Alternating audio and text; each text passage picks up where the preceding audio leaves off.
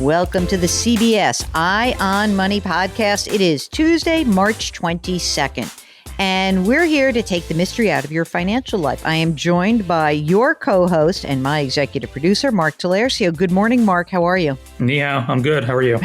You're going to just say hello in any language generally, or is it mostly English, Chinese, or Italian? And French. Oh, and French, right. When are your French lessons? Bonjour. When are you starting your French lessons? When Theo allows me, probably, I don't know, maybe within a year. All right. You know, Mark, I'm talking to you through the miracle of your great planning because I'm actually in Florida right now. Oh, that's right. Yes, you are. So I am in Florida.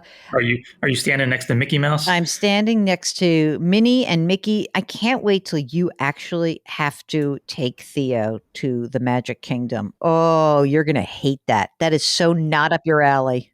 No, it's not. It's not up Amanda's alley. But you know what? There's actually one in Paris, so maybe we'll do that. Oh, that's a good idea. Then you get a little bit of everything. Right.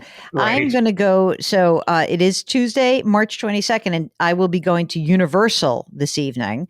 My friend wrote me this whole long thing about Universal and everything I need to do. I looked at the list of things, and there's nothing I want to do. I didn't have a great Disney World experience. My grandparents took me the year that Disney World opened, which must have been like 1972 or something. I'll have to look that up. But it was just being finished. There's some very funny pictures of me and I look like grimacing. Mark, did you know that I don't like crowds? Weirdly, I really don't like I have I think there's like a low level anxiety that I have about crowds. That was not a great place for a little 7-year-old who didn't like crowds. Also interesting that I should become a commodities trader, which is like a scrum.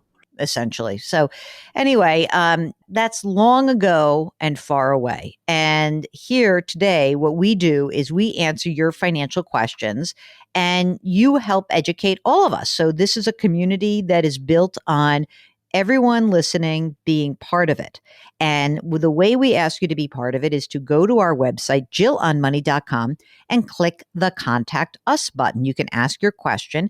And when you fill out the form, we will also end the form with a little mark that says, hey, you want to come on the show? You can join us.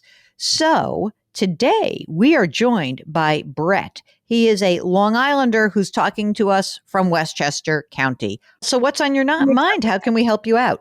Spending a lot of time over the last couple of weeks just looking at my overall long-term financial plan goals. And I'm beginning to get a bit disheartened over not having enough money set aside to send my kids to an in-state 4-year public institution. I feel like my wife and I are doing all the right things, making all the right decisions, and in some cases, some sacrifices right now. And to think that, we're not going to be able to meet that probably around $400,000 savings goal in a 10-year period of time is driving me nuts. And I just wanted to check in and see if maybe I was over worrying about this and maybe I am on track. I figured I'd go to the experts. Okay. Well, Brett, how old are you and how old is your wife? We're both 40 years old. How old are the kids? 7 and 5. How much is in-state New York? What's SUNY cost these days? One projected cost that I saw, it's anywhere between $23,000 and like $26,000. Let's say $25,000 a year. Okay, very good. How much do you guys earn? $270,000 in gross income. Do you put money into retirement accounts? We fully fund a 403B. We fully fund a Roth IRA, and we contribute about $500 a month to a brokerage account. A brokerage account. Is there any money in 529 plans? Because you do get a nice New York State deduction for that. To this point, in the combined total, $57,000 in both accounts. Calm down. Jeez Louise, you're crazy. You're making yourself nuts. You're absolutely making yourself crazy for no reason. I'm going to tell you that right now. Tell me about the house. How much is it worth? The house was just appraised at $530,000. I think that's way too much and more of a reflection of the last couple of years. What's the outstanding mortgage? The mortgage is $280,000 remaining, and we refinanced to a 15-year mortgage at 2.5%. I'm not going to tell you to refinance it, but you just screwed yourself by doing that. I just want you to know that by doing 15-year and not a 30-year, because now your cash flow is constrained. So it's done, and we're not going to tell you to change it. How much money is in the 403B? How much is in the Roth IRA? And how much is in the brokerage account? One 403b has 140,000. The other has 100,000.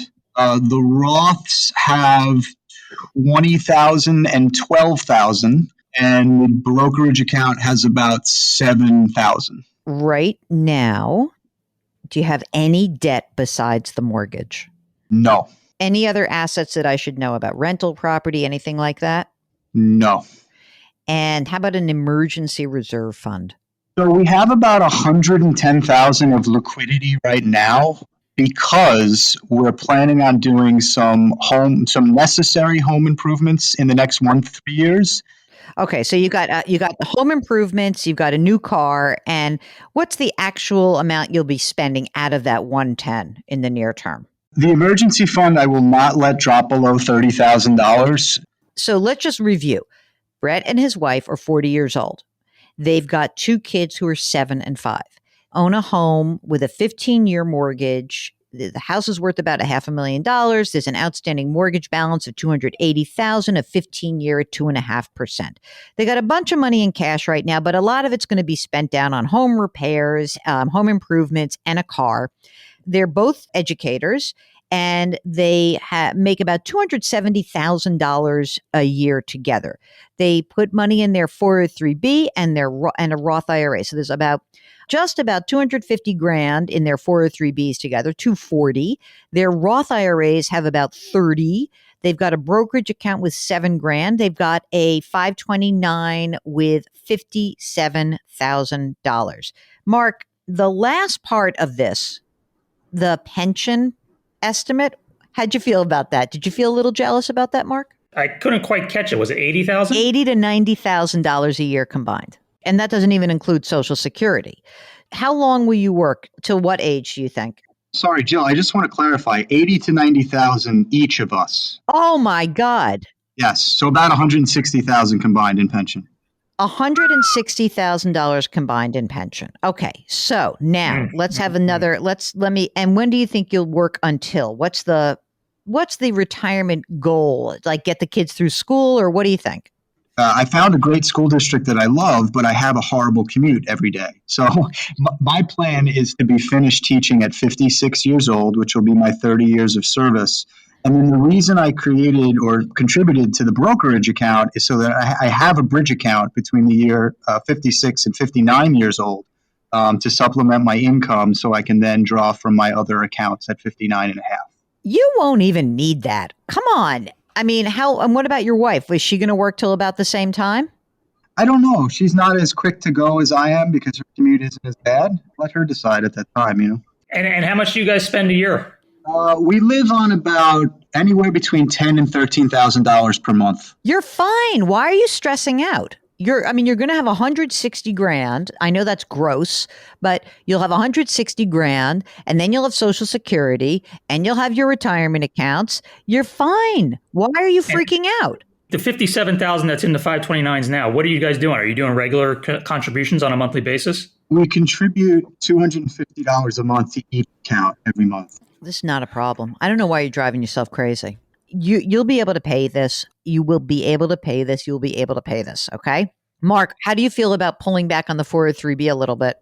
Well, yeah, I would, because they're putting $500 a month in. So that's $6,000 a year. In New York State, you get the write-off $10,000. So I would at least pull back on the 403b to get another $4,000 in there each year. Pull back on the 403b and keep contributing to the brokerage account. And don't worry so much about the 403b right now. I know what you're going to tell me. You're going, I'm in a high tax state. I know. We got to just deal what we got to deal with, right?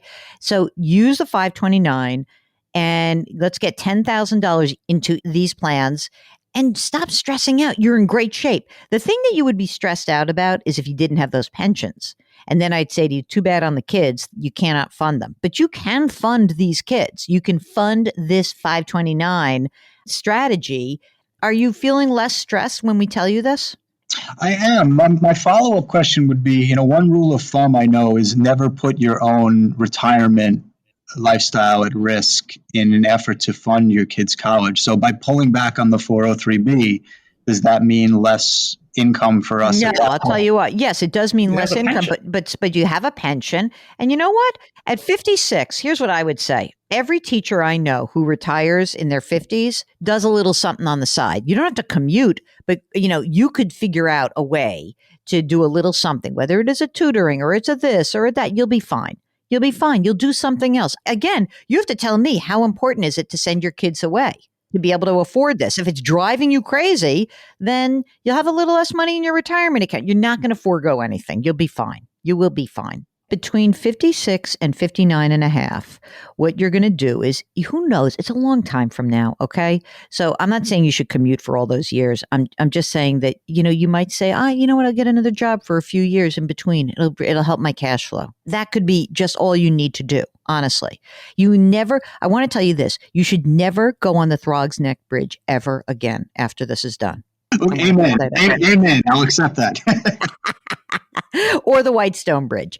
Look, when someone comes on the show and says, this is my priority, I want to try to make that work for you. Okay.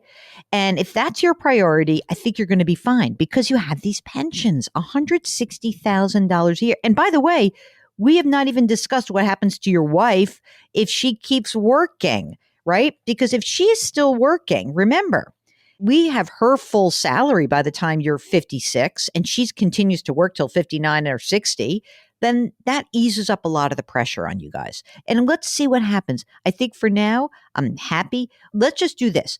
Pull back on your 403B and put $10,000 into the 529 plans. That's all I think is required right this minute. Is that right, Mark? Is that sort of like our game plan for now? Yeah. We're not saying eliminate the 403B completely. Just pull back a little. Just a little bit. And then one last little rapid fire questioning. Do you guys have wills? Yes. And do you have life insurance through work? $1.5 million on each of us. Perfect. I think you're fine. Pull back, fund those 529 plans, and get those kids into the SUNY school of their choice.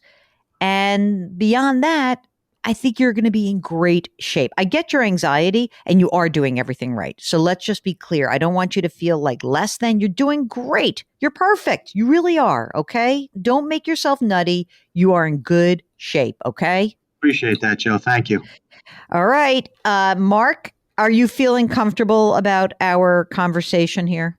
Yeah, I'm a little jealous. Although I'm not jealous of that commute. So I'm not sure which one I'd rather have. That commute sucks. I mean, that brutal. is out and out. That sucks. And I'm concerned for our friend here because it's exhausting to have that kind of a commute. It really is. So I want to be clear that when we have these conversations with people that, of course, we understand that, these are very, very difficult conversations to have. But, if you've got a good job and you like it, then so be it. Let's let it rock. And I think that we can get these kids educated. The commute sucks, but if it's a good job, it's a good job. And we'll see where things turn. Brett, you can always stay in touch with us. Let us know if something else comes up. Anyway, if you've got financial planning questions, retirement questions, education questions, anything that's on your mind that's remotely financial, we encourage you to go to our website, jillonmoney.com. Click the Contact Us button. Hey, while you're there, a couple of things. Number one, bookmark the website. Number two, you can sign up for our free weekly newsletter. You can also subscribe to our sister broadcast, and it is called Jill on Money. Isn't that easy? Fantastic. Mark Talercio is the co-host and executive producer of the program. We are distributed by CBS. We drop our episodes every Tuesday and Thursday.